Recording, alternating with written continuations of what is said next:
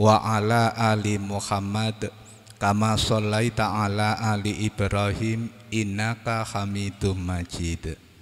Allahumma barik ala Muhammad wa ala ali Muhammad kama barakta ala ali Ibrahim innaka Hamidum Majid. Faqala Allahu ta'ala fil Qur'anil Karim, a'udzu billahi minasyaitonir rajim. Bismillahirrahmanirrahim. Ya ayyuhalladzina amanu taqullaha haqqa tuqatih wa la tamutunna illa wa antum muslimun. Shadaqallahul adzim. Amma ba'du. Bapak Ibu jamaah pengaosan ingkang kawula hormati, kita akan melanjutkan kembali kajian kitab Sahih Bukhari, masih pada Kitabul Haji, kitab yang menjelaskan tentang tata cara ibadah haji. Samangkin babu mambata bidil khulaifa hatta asbaha. Babu man bape wong bata kang nginep yang bermalam bidil khulaifa kelawan ono nggone dil khulaifa hatta sehingga asbaha waktu isu sopo wong. Dados bab tentang orang yang bermalam di dil khulaifa, mau berangkat melaksanakan ibadah haji kali ibadah umroh, kemudian mengambil mikot di Dil Khulaifa atau sekarang Masjid Bir Ali.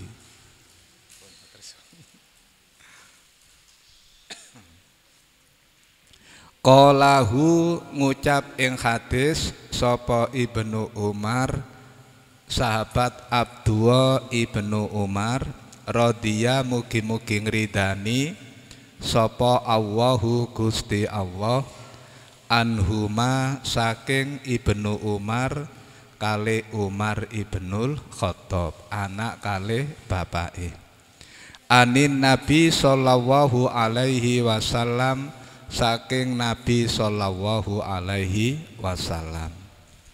Kita melihat ke dalam hadis, haddatsana Abdullah ibnu Muhammad, haddatsana Hisam ibnu Yusuf, akhbarona ibnu Juraijin, haddatsana Muhammad ibnul Munkadir an Anas bin Malik radhiyallahu an, saking sahabat Anas bin Malik radhiya mugi-mugi ngridani sapa Allahu Gusti Allah anhu saking Anas bin Malik. Dadi wonten sing anhuma, enten sing anhu, enten sing anha. Tidak semua sahabat itu di dalam hadis didoakan mendapatkan ridho dari Allah beserta dengan orang tuanya atau ayahnya. Dadi mboten sedanten Abdullah ibnu Umar, Abdullah ibnu Abbas ini termasuk sahabat-sahabat yang didoakan berikut orang tuanya oleh ulama ahli hadis. Qala ngucap sapa Anas bin Malik, terusipun Anas bin Malik, sholat sapa Nabi sallallahu alaihi wasallam, Kanjeng Nabi sallallahu alaihi wasallam melaksanakan ibadah sholat. Sholat yang dimaksud di sini tentu sholat fardu. Mangke nek menawi enten hadis di sore niku disebutaken sholat yang dikerjakan Nabi yang pertama ini adalah sholat duhur, sholat fardu waktu duhur. bil Madinati kelawan wonten gene Madinah arba'an 4 rakaat. Dados Kanjeng Nabi melaksanakan sholat fardu duhur di Madinah di masjid beliau, Masjid Nabawi itu 4 rakaat. Wa bidil Khulaifah lan Kanjeng Nabi waune niki wasallan Nabiyyu sallallahu alaihi wasallam. Wau atof nggih. Lan Kanjeng Nabi nggih salat bidil Khulaifah kelawan enten gene dil Khulaifah, karena waktu setelah duhur itu adalah waktu asar, maka yang dimaksud pada kalimat ini adalah sholat fardu asar. Wa bidil Khulaifah lan Kanjeng Nabi sholat fardu asar enten gene dil Khulaifah rakaataini 2 rakaat. Berarti niki sholat qashar nggih. Dados Bapak Ibu, awal mula sholat diwajibkan oleh Allah kepada Nabi Muhammad beserta dengan umatnya, yang perintahnya itu turun melalui peristiwa Isra Mi'raj nggih tanggal 27 Rajab niku nggih. Itu adalah 2 rakaat. Kemudian setelah itu Allah menurunkan wahyu lagi bahwa untuk sholat fardu yang dikerjakan di tempat tinggalnya, artinya di masjid di tempat tinggalnya bermukim, itu adalah ditambah 2 rakaat sehingga 4 rakaat. Sementara untuk sholat fardu yang dilakukan ketika di luar rumah, yang dimaksud adalah ketika dalam bepergian, maka sholat fardu itu 2 rakaat. Dados menawi sholat duhur ketika di dalam perjalanan 2 rakaat. Sholat asar 2 rakaat. Sholat isya 2 rakaat. Nek sholat maghrib nggih tetep 3 rakaat. Sholat subuh tetap 2 rakaat. Jadi nek menawi kula kalih jenengan dalam perjalanan medal saking griya, tiba waktu sholat, maka sholat fardu yang terbanyak rakaatnya itu ada pada sholat maghrib nggih. Tadi 3 rakaat. Yang lain itu semuanya 2 rakaat. Sholat seperti inilah dinamakan sholat qashar. Jadi asale dawa panjang 4 rakaat dipendekkan, diringkas nggih. Qashara niku kan artinya memendekkan menjadi 2 rakaat. Padahal Bapak Ibu menawi kita tingali pinten sejarake Madinah kali Dzul Khulaifah, kali Masjid Bir Ali niku pinten. Nek samangkin memang kendaraan kan cepet nggih. Paling kurang lebih antara 15 menit, bahkan mungkin nek macet nika sampai 30 menit. Duki Masjid Nabawi sampai di Masjid Bir Ali. Loh, di sana Rasulullah sudah melaksanakan sholat qashar. Nek menawi kula kalih jenengan mengumpulkan 2 waktu sholat menjadi 1, maka di sanalah dinamakan sholat jama'. Umpami waktu duhur kali waktu asar dikumpulkan jadi 1 menjadi sholat jama'. Waktu maghrib dikumpulkan dengan waktu sholat isya menjadi sholat jama'. Sementara waktu subuh itu tidak bisa dikumpulkan baik ke sholat isya maupun ke sholat duhur. Jadi 5 waktu sholat niku krana ganjil sing saged dipasangaken kali niku namung duhur kali asar, kemudian maghrib kali isya. Menawi kita menjamak sholat itu berarti kita kerjakan duhur 4 rakaat, kemudian asar 4 rakaat. Ini kalau kita hanya menjamak saja. Jadi menjamak sholat itu ada boleh dilakukan kalau ada udzur, ada keperluan yang tidak bisa ditinggalkan.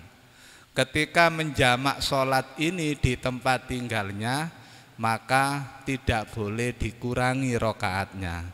Dados duhur 4 rokaat, asar 4 rokaat. Menawi menjamak sholat maghrib kali isya, maghrib 3 rokaat, isya 4 rokaat. Masing-masing waktu tadi itu tetap menggunakan iqomah. Tidak ada sholat sunnah antara 2 waktu sholat tadi. Lah sementara Bapak Ibu menawi kula kalih jenengan di dalam perjalanan, maka kita diperintahkan oleh Rasulullah menjamak sekaligus mengkosor. Nek memangi napa namine mengkosor saja saged, nggih monggo hanya mengkosor saja.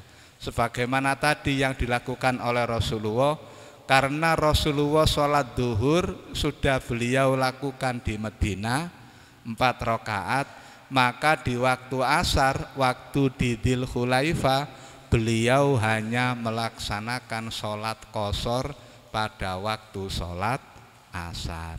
Mboten marung ini tak jamake kene rek asar sampai maghrib, mboten angsal. Mboten enten ketentuane nggih. Maka cukup beliau melakukan sholat qashar pada waktu asar. Lah sakmangkin kalau kita dalam perjalanan ingin melaksanakan sholat jamak dan sholat qashar, sehingga ada istilah sholat jamak qashar, maka kalau kita melakukan sholat jamak qashar waktu duhur dan asar, berarti sholat duhurnya 2 rakaat, sholat asarnya 2 rakaat. Maksudnya 2 rakaat salam, mantun sholat duhure, kemudian iqomah, melaksanakan sholat asar 2 rakaat salam. Sementara kalau kita melakukan jamak qashar pada waktu sholat maghrib dengan sholat isya, maka kita lakukan sholat maghrib 3 rakaat salam, sebagaimana ketika kita melaksanakan di tempat tinggal kita atau bermukim. Baru kita iqomah melaksanakan sholat isya 2 rakaat. Tadi nek pasangane duhur kali asar, nek jamak qashar total keseluruhannya itu 4 rakaat. Nek menawi jamak qashar maghrib kali isya, total keseluruhannya 5 rakaat, karena 3 kali. Kemudian Bapak Ibu, istilah takdim maupun takhir, itu takdim didahulukan, takhir diakhirkan. Artinya ketika kita ingin melakukan sholat jamak qashar takdim, maka kita kerjakan di waktu yang awal, berarti kita lakukan pada waktu duhur. Jadi kita sholat fardu duhur 2 rakaat di waktu duhur, kemudian setelah salam kita iqomah, terus kita lanjutkan melakukan sholat asar 2 rakaat. Ini kalau jamak qashar takdim. Menawi jamak qashar takdim pada sholat maghrib kali isya, maka kita lakukan sholat duhur 3 rakaat salam, kemudian kita iqomah melanjutkan sholat isya 2 rakaat. Keduanya tadi di waktu sholat maghrib karena takdim ya. Sementara kalau takhir, maka kalau duhur kali asar dikerjakan di waktu sholat asar, maghrib kali isya dikerjakan di waktu sholat isya. Dados kantun memilih mawon, terserah monggo pundi sing dipundhut. Jadi istilah takdim kali takhir itu ada pada istilah sholat jamak. Menawi nek digabung kali qasar jamak qasar. Tapi nek istilah sholat qasar tok mboten enten istilah qasar takhir, qasar takdim niku mboten enten. Karena sholat qasar itu dikerjakan pada waktunya, hanya bilangan rokaatnya dipendekkan, asale papat diringkes dadi kalih. Dadi mboten usah bingung, pun kantun tinggal melaksanakan mawon.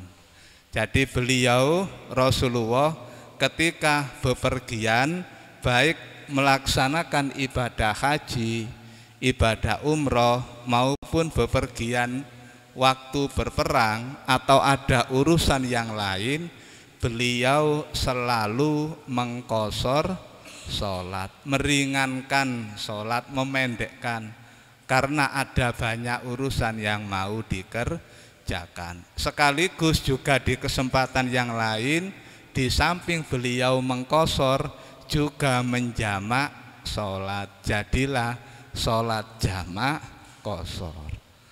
Pada hati kita ketika kita meniatkan sholat jamak qasar, baik di waktu takhir maupun di waktu takdim, baik di waktu takdim maupun di waktu takhir, maka yang kita niatkan dalam hati kita itu sholat yang waktunya lebih dulu agar tertib ya. Jadi menawi jamak qasar duhur kali asar yang kita kerjakan, kita niati dulu walaupun sama-sama 2 rakaatnya sholat duhurnya. Baru kene empun mantun salam, kemudian iqamah, terus melakukan sholat asar. Maghrib kali isya nggih ngoten, maghribnya didahulukan baru kemudian isya. Baik niki diletakkan waktu takdim di waktu sholat yang awal maupun diletakkan di takhir di waktu sholat yang terakhir. Dados cek mboten silih gende ngoten lho nggih. Wah aku tak asare dhisik engko dhuwure kari mboten. Nanti sesuai kali tertib urutan sholat. Nek dhuhur kali asar mboten masalah padha kaline. Tapi nek menawi maghrib kali isya, sampean isya sampean dilikno, mari ngono maghrib asale 3-2 boleh dadi 2-3. Makanya tertib ini menjadi satu kebutuhan yang harus dilakukan di dalam rangka menjamak sholat.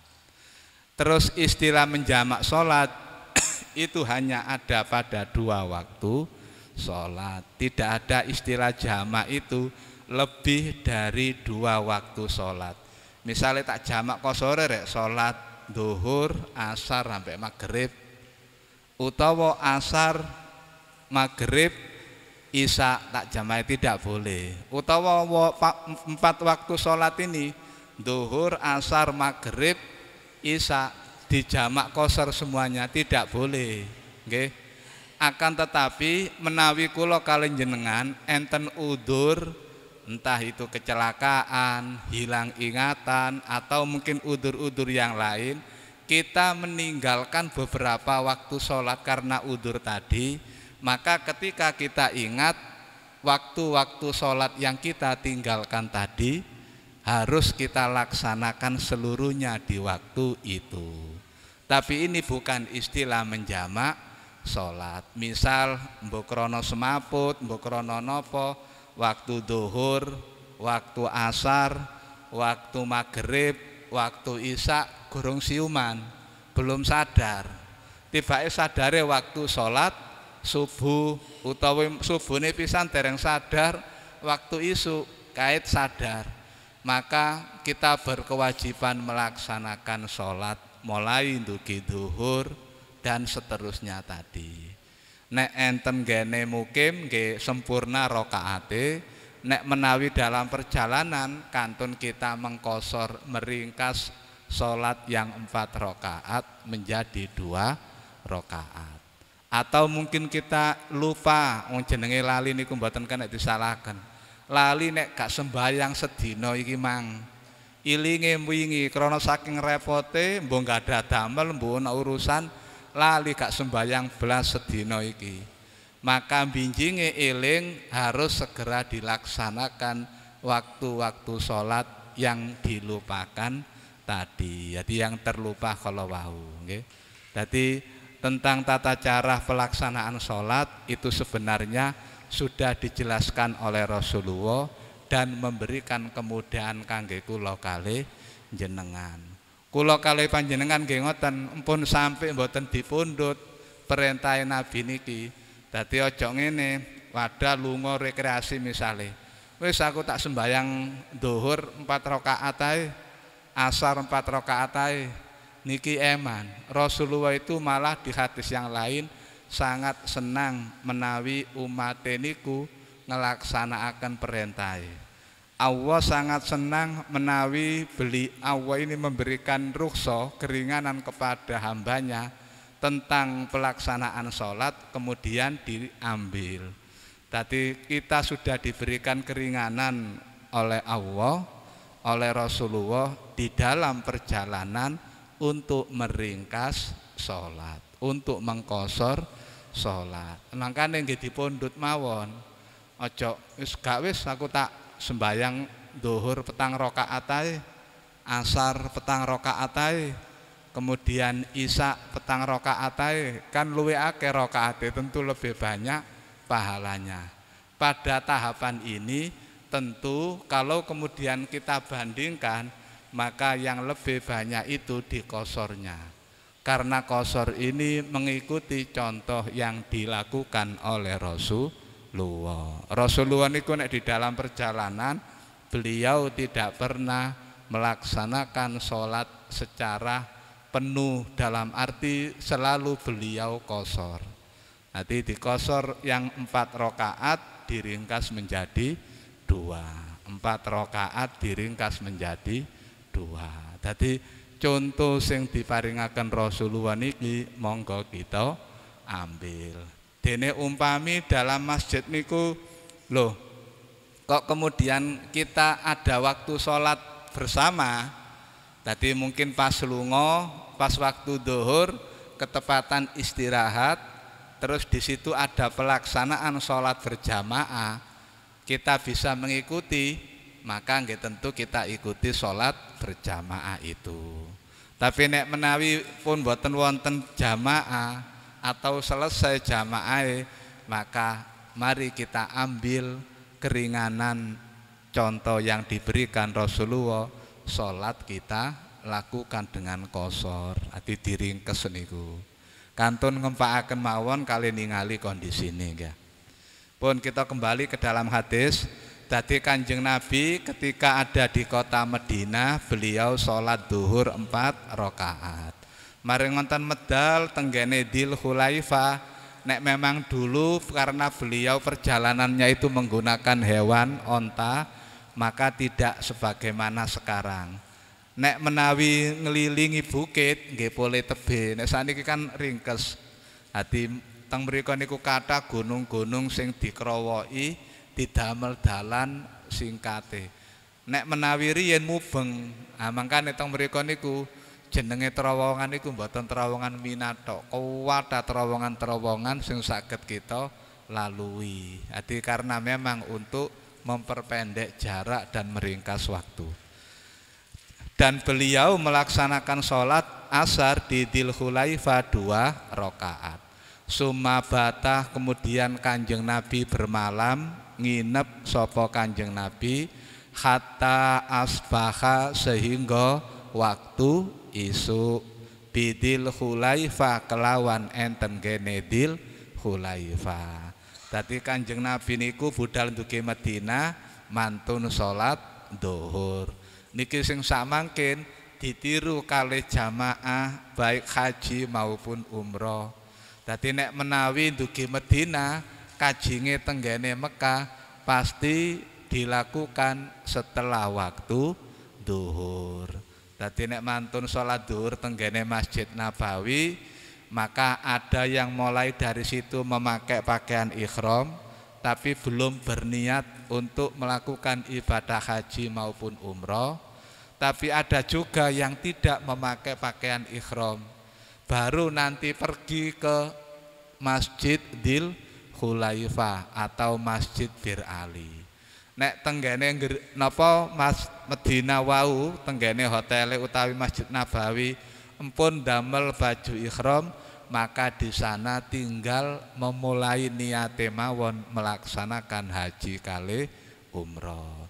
Tapi nek menawi dereng damel baju ihram, maka di sana memulai memakai baju ihram.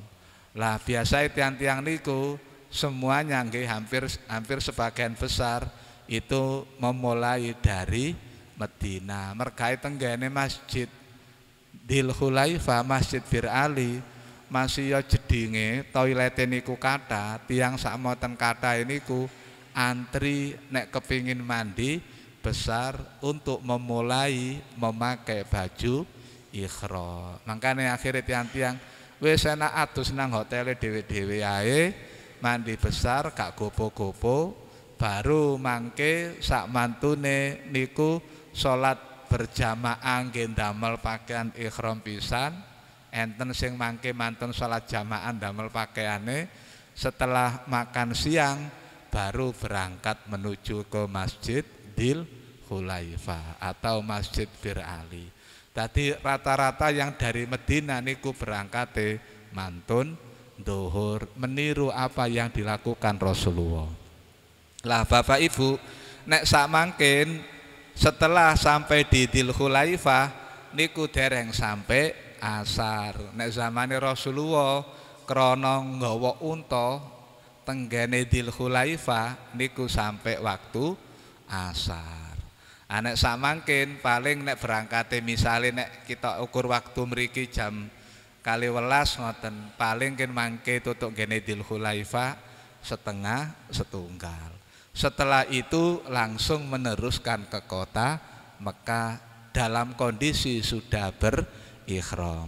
Kita ke hadis, karena di zaman Rasulullah ini jaraknya itu sangat jauh, kemudian kendaraannya niku onta, maka beliau tidak melanjutkan karena di sana sudah waktu sholat asar, maka beliau memilih untuk bermalam di Dzul Khulaifah.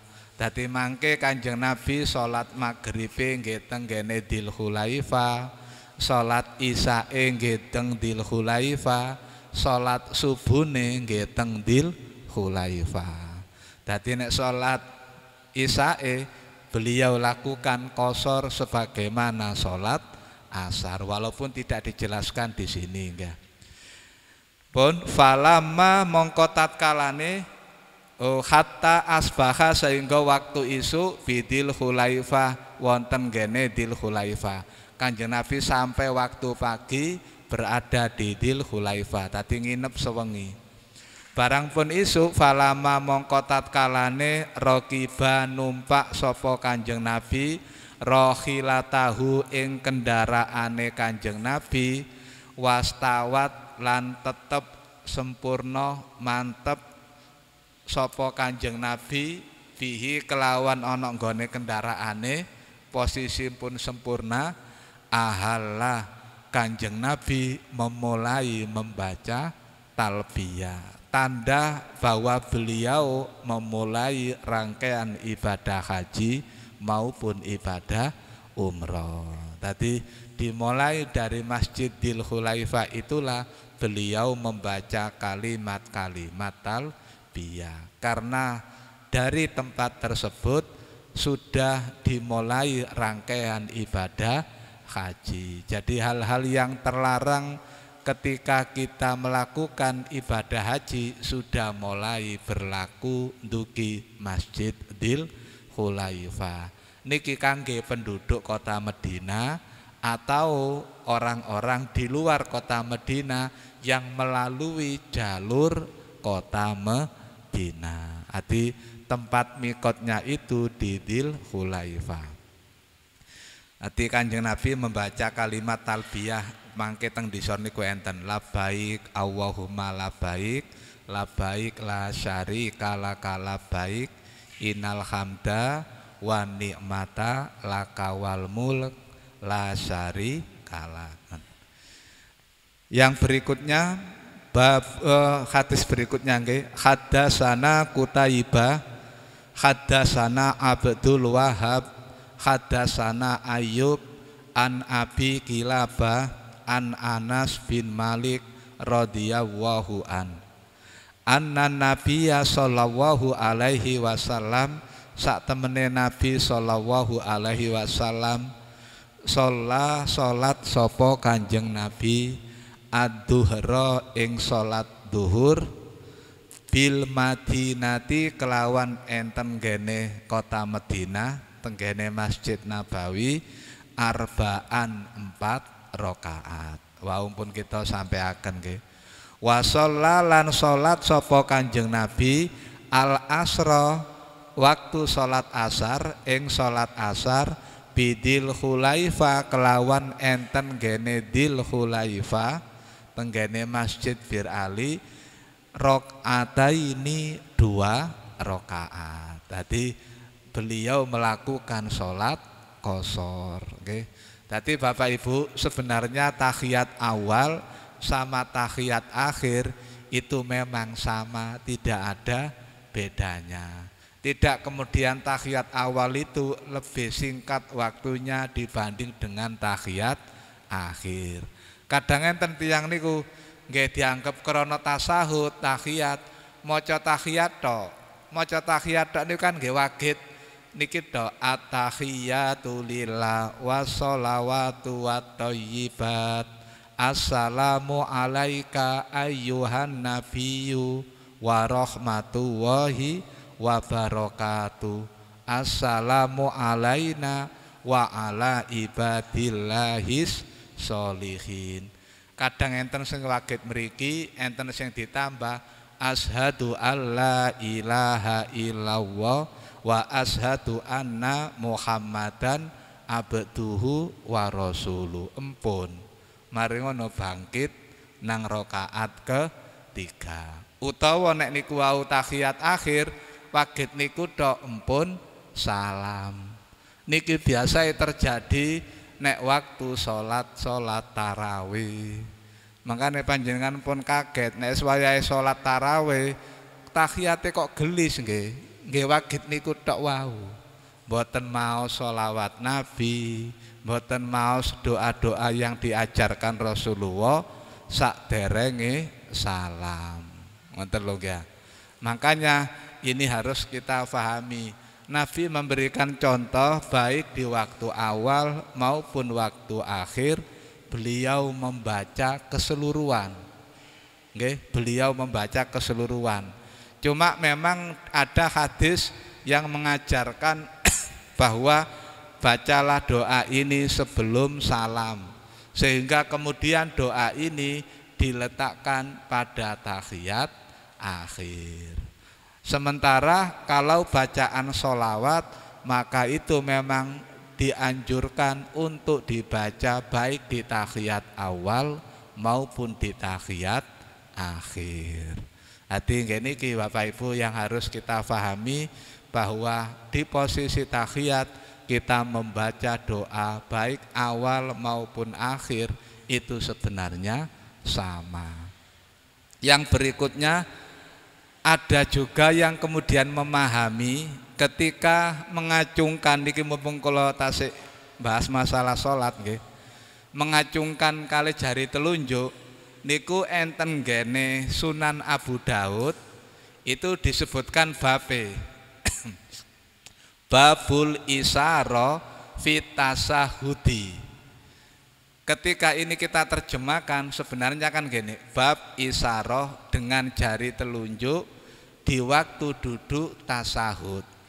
Tapi terjemahannya itu bab berisara ketika membaca syahadat di dalam tasahud.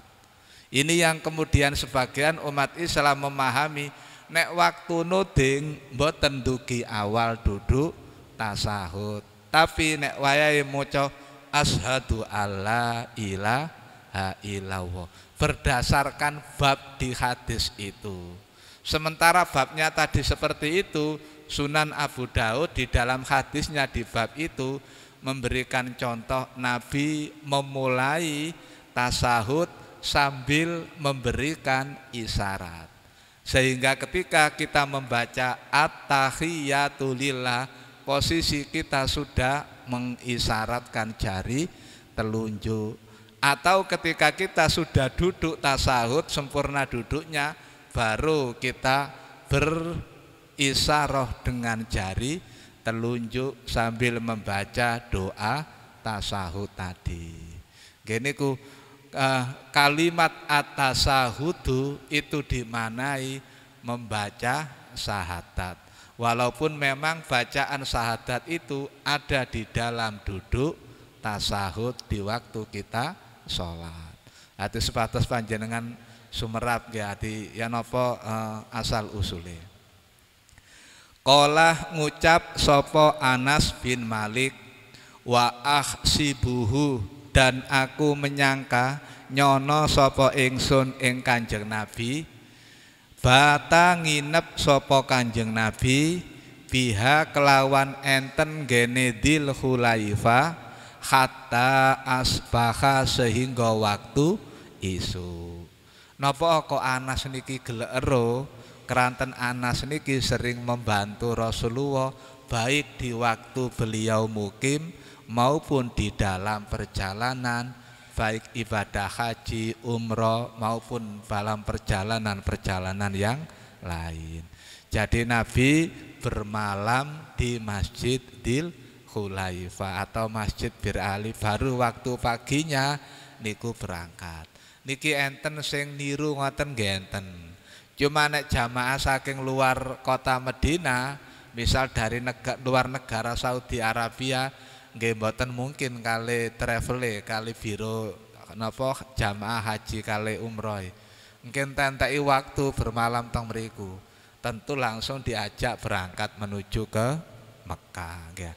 Keranten tenggene mriku nggih mboten wonten fasilitas hotel yang memadai yang digunakan sebagai tempat untuk bermalam.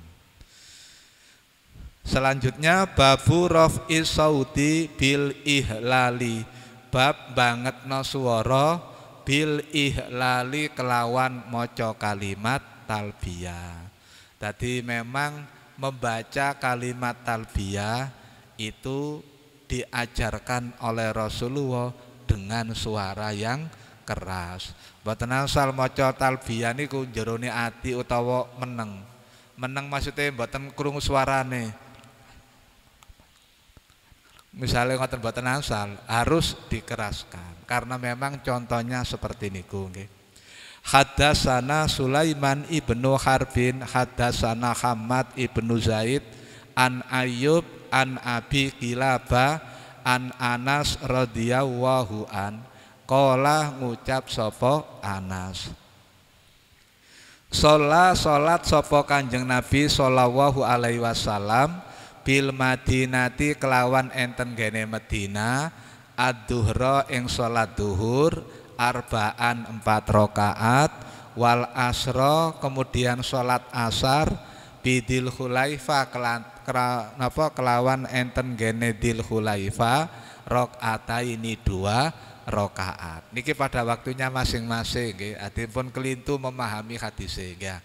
Waktu duhur Nabi salat di Madinah 4 rakaat, waktu asar beliau berada di Dzul Khulaifah salat 2 rakaat karena sudah di posisi safar berjalan ya. Kemudian wasami tuhum lan krungu ingsun ing wong akeh nggih. Dadi Anas wau ngomong aku krungu ing wong akeh sahabat-sahabat termasuk Rasulullah nggih kelompok yang melaksanakan ibadah haji kali umrah wau yasruhuna. Nek menawi tenggene kitab niki enten keterangan qauluhu yasruhuna tenggene pinggire bihima ai yarfauna aswatahum bil haji wal umrati jami'an. Geniku yarfauna padha bangetno aswatahum ing suarane bil haji kelawan ibadah haji wal umrati lan ibadah umroh jami'an sekabehane. Napa sing dibangetno nggih niki nggih yasruhuna padha bangetno sapa wong akeh bihima kelawan ibadah haji kali umroh jami'an sekabehane. Sing dibangetno niku bacaan kalimat talbiyahe. Dadi labbaik Allahumma labbaik labbaik la syarika laka labbaik innal hamda wan ni'mata laka wal mulk la syarika lak. Diulang-ulang terus niku. Dadi keras sambil melakukan perjalanan menuju ke kota Mekah. Selanjutnya bab at-talbiyati, bab maos kalimat talbiyah nggih sami ilal wau nggih. Dadi napa niki kalimat yang diajarkan boten enten bentuk kalimat talbiyah yang lain. Kalimat talbiyah baik untuk haji maupun umroh niku sami nggih.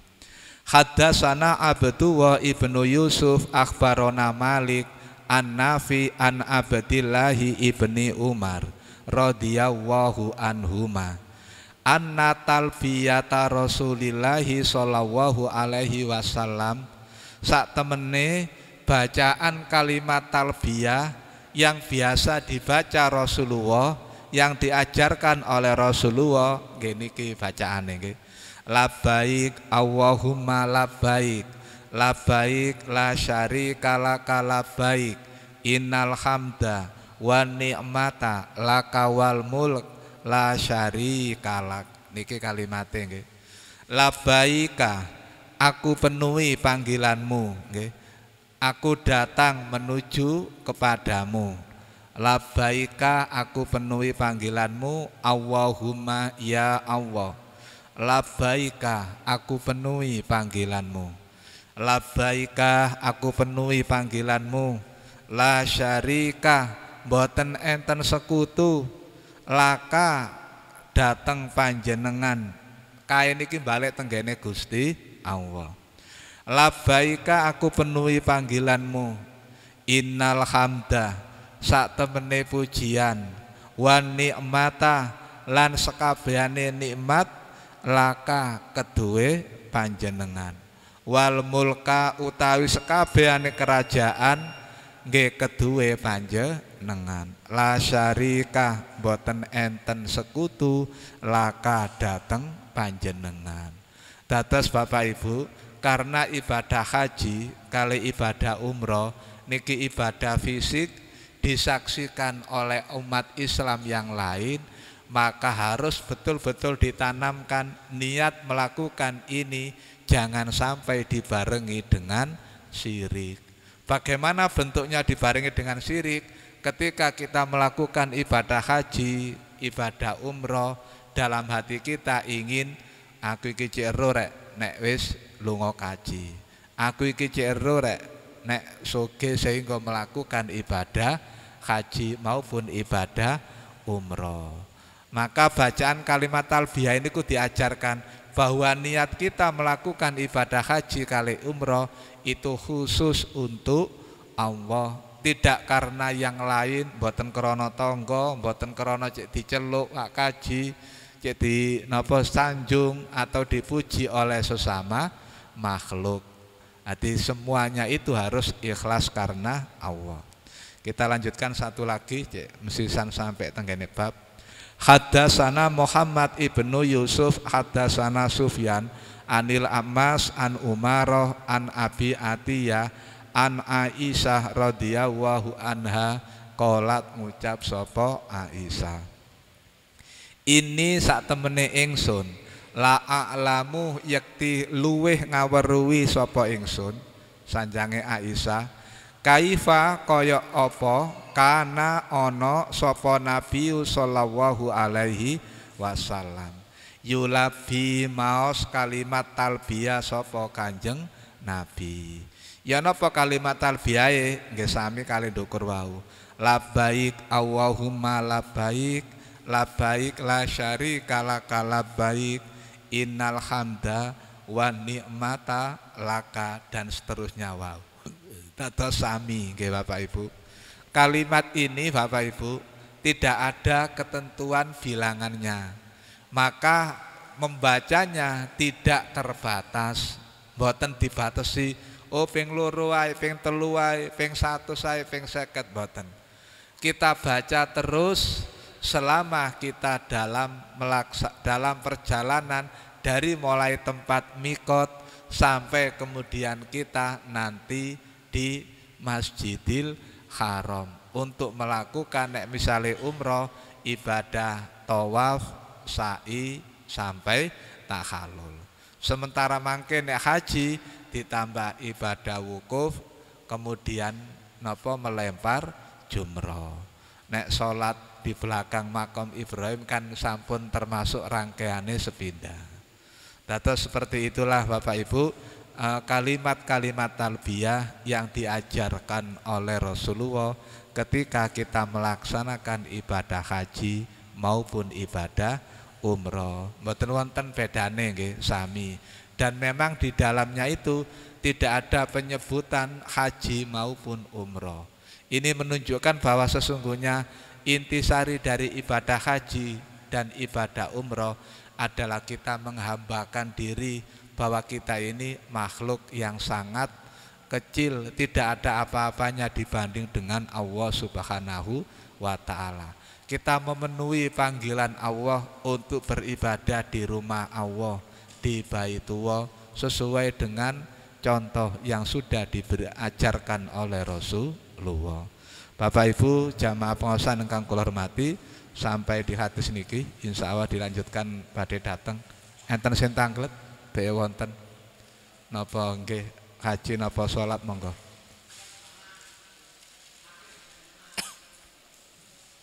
Ya napa?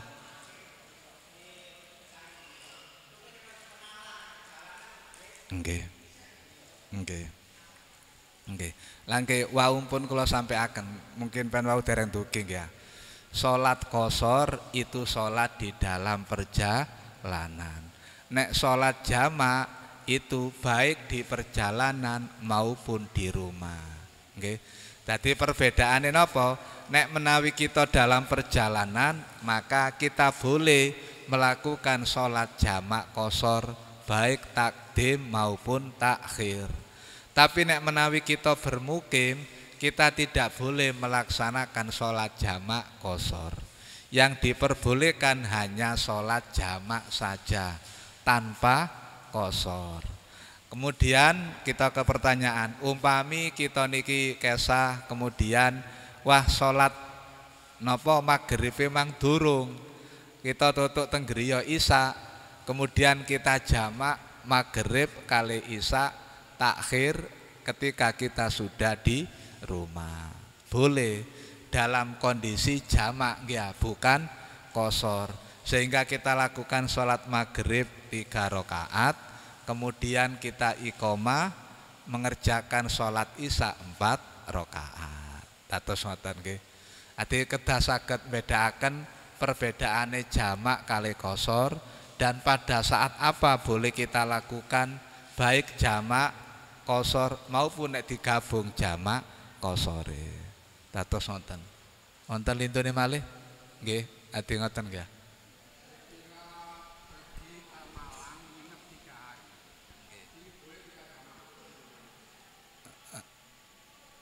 Kesah teng griyane kanca. Nggih. Nggih. Nggih. Dadi nek menawi contoh saking Rasulullah ketika kita bepergian itu yang kita utamakan adalah qasharnya. Nggih, qasharnya. Adi 4 rakaat diringkes dados kali niku lho. Tapi untuk jamak ini tergantung dengan kondisi. Artinya kalau memang kita tidak memungkinkan mengerjakan sholat pada waktunya sehingga perlu kita kumpulkan 2 waktu sholat jadi 1, maka baru jamak kita lakukan. Jamak qashare karena kita sudah di dalam bepergian. Tapi nek menawi mboten bepergian nggih jamak tok nggih. Sementara kosor niki sing boten saged kita napa remehaken. Kita ambil ngoten lho. Dadi nek misale kita kesah teng Malang teng griyane kanca, maka semestinya lebih baik kita kosor. Nek masalah jamak engke ningali mawon, napa memang kita repot mboten saged ngerjakaken salat pada waktunya karena ada acara baru kita jamak. Tapi nek menawi di waktu-waktu salat tadi kita ada kesempatan saged nggih kita lakukan mawon salat kosore. Niki nek menawi kita rombongan, kita melakukan sholat secara berjamaah dengan rombongan kita. Tapi nek menawi kita niki tenggene Malang utawi teng pundi tempat, tibake kita niki saged manggihi masjid, di situ ada pelaksanaan sholat berjamaah secara sempurna, nggih misale zuhur ngoten nggih. Secara sempurna kita mboten masbuk, nggih kita mengikuti jamaah sing enten gene mriku. Ngoten lho nggih. Tapi nek menawi pas tenggene mriku lho kok gak ana wong ijen utawa wong loro, maka kita lakukan sholat kosor. Tapi nek menawi kemudian karepe nek ngene wis aku engko cek gak sembayang maneh rek asar tak jamake jamak kosor zuhur ambek asar tak kerjane waktu zuhur engko marang aku cek esuk turu sampai magrib ae baru sholat. Nah, niki sing mboten angsal maksudnya niku. Karena tidak ada udzur wonten lho. Kecuali enten udzur niku, nggih niku wau kita mboten saged nglampahi sholat waktu asar di waktunya, maka kita gabungkan di waktu sholat zuhur tadi. Jadi itu tergantung dengan kita, tergantung panjenengan tiyambek. Ngoten lho nggih. Cuma pun klintu, pun jamaah sing didhisikno nek lunga niku istilah kosore sing didhisikaken. Masalah nek gabungaken ningali kondisi mawon ngoten lho nggih. Nek dalam perjalanan umpamane numpak mobil nggih, numpak kendaraan, wah gak iso leren nek iki waktune salat zuhur. Ala wis engko ae tak jamake ambek asar nek istirahate ana nggih waktu asar. Tapi nek misale dijak zuhur iki ayo dijamak pisan. Karena niki tasih ana omah berarti jamak, tidak boleh kosor. Tapi nek pun dalam perjalanan boleh jamak kosor. Baru nanti dalam perjalanan wis dilewati waktu sholat asare, kita sudah melaksanakan tadi sampai nanti pada waktu maghrib. Niku kan biasa nek sifatnya rombongan tergantung dari rombongan kita. Tapi nek lunga piyambak eco mawon panjenengan saged memilih mana yang diambil, mana yang dikerjakan. Ngoten. Nggih, mboten napa-napa. Nggih. Jadi hari pertama, hari kedua, hari ketiga panjenengan niku tetap dalam kondisi safar. Kanjeng Nabi wau lungae sing ngaos tasbur niki pun kita sampaikan. Kanjeng Nabi berangkat tanggal selawe Dzulqa'dah, 5 hari Dzulqa'dah terakhir. Berarti nek bulan Hijriah kita hitung 30, Nabi berangkate tanggal selawe Dzulqa'dah. Tutuk enden ngene Mekah tanggal 4 Dzulhijjah. Terus melakukan ibadah haji, umroh dan sebagainya, balik mulai maneh. Nah, niku sik tanggal 13 14 Dzulhijjah. Kait mulai tenggene Medina. Tutuk mriko nggih sami kali budale wau. Lah nek budale mang 15 dina, mulene nggih perjalanane 15 dina. Mboten napa-napa, nggih karena memang di sana bukan tempat tinggal kita. Tempat tinggal kita kan teng mriki. Sementara kita ke Malang tadi bertamu. Ngoten lho nggih. Memang ada ulama yang memandang ketentuan dinamakan safar ketika kita bertempat tinggal itu adalah 3 hari. Lebih dari 3 hari kita dikatakan sudah bermukim di tempat itu. Niku nek kula tasih nate maos niki pendapate ulama. Ngertos maksudnya? Menawi kita niki manggen teng griyane tiyang, mboten griya kita dalam perjalanan, selama 3 hari itu status kita masih musafir, ngoten lho. Tapi nek pun dukure 3 dina ana kono terus, misalnya nginep saulan, nginep setahun, niku pun dados status mukim, mboten status musafir. Karena status mukim dan musafir inilah yang nanti menjadi penyebab boleh tidaknya kita mengqashar salat. Nek kita bermukim mboten asal mengqashar salat. Kita teng mriki misale asar sunahku rek udan-udan anu wis salat isya iku gak 4 rakaat wis gawe 2 rakaat ae. Ah mboten asal. Salat zuhur iku 4 rakaat wis digawe 2 rakaat ae diqashar ae. Utawi salat asar iku 4 rakaat diqashar ae 2 rakaat tidak boleh. Ngoten lho nggih.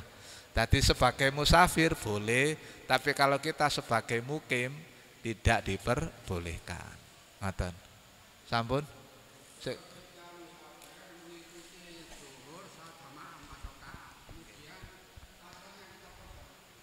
Boleh, nek memang rencanai dijamak qashar waktu niku ta.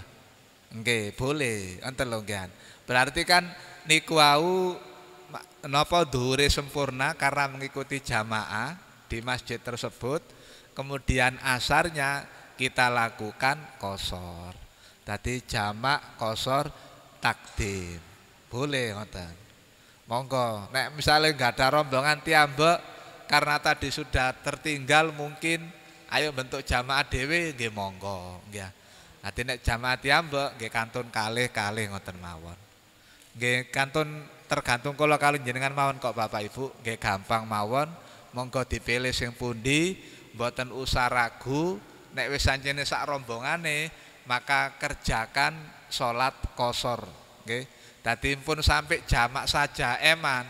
Nek jamak tok nggih di samping mboten efisien waktu, kesuwen, terus mboten ngikuti sunah Rasulullah. Niki nek menawi sak jamaah tok lho nggih. Sanes sing ngikuti masjid tenggene tempat singgahe wau, tapi nek ngikuti masjid tenggene tempat singgahe menangi berjamaah di waktu itu nggih monggo. Nggih, sampun. Nggih, monggo kita akhiri kali bacaan kafaratul majelis. Subhanakallahumma wa bihamdika asyhadu alla ilaha illa anta astaghfiruka wa atubu ilaik. Assalamualaikum warahmatullahi wabarakatuh.